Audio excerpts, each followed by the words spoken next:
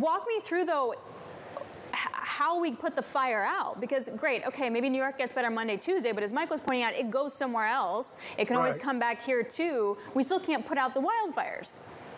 So that's one of the insidious things about this. I mean, you have vast forests up there. They're very remote. They're very hard to get to.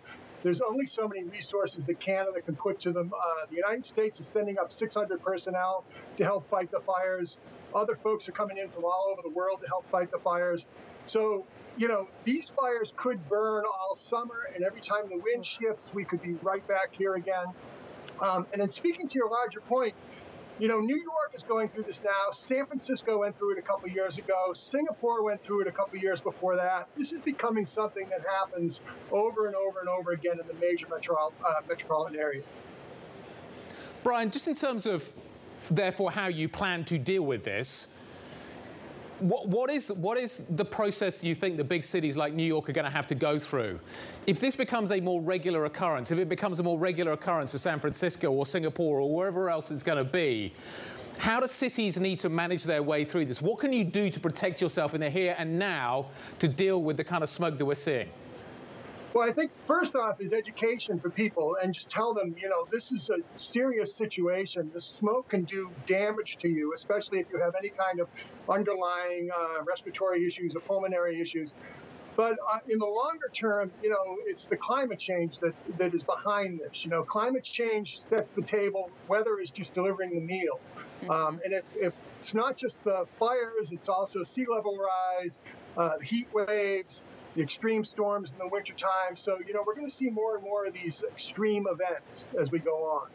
Well, one thing, Guy and Alex, that should be mentioned here is, at least in the United States, what's going to change anything is going to be incentives brought about by the markets, because insurance companies, State Farm and Allstate, are already pulling out of California because of the wildfires. They can't afford them anymore. And if we see that start to happen in many more places, then you're going to have to change building codes. We saw that happen in Florida after Hurricane Andrew. The building codes were strengthened because so much damage was done. It destroyed the insurance industry, but it did build stronger housing, and that's what's going to have to happen. Or do people just leave, Alex, and go somewhere else? But where?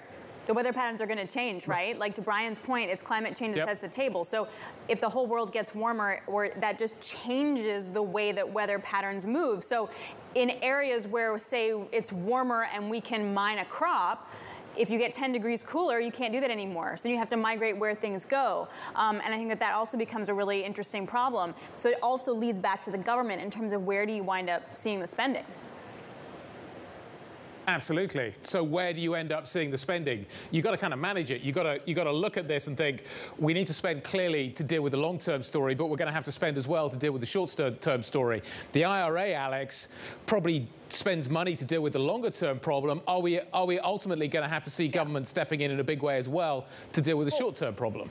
And to that point, Mike, last to you, if what Brian says is Monday, Tuesday, we're going to see events canceled, what does that do for the impact of spending and consumer spending and stuff? Well, it'll slow down consumer spending. Obviously, people don't want to go out, but this is, in that sense, like most natural disasters, spending is delayed or moved into other areas, but it still gets spent. And then if there is damage, there's not really going to be damage from the smoke from the wildfires, but damage gets repaired, and you end up not finding the disasters in the GDP because more money is spent on repairs than on losses. So it's a crisis for insurance companies, and they may pass that along to Americans, but it's not something that really shows up as an economic problem.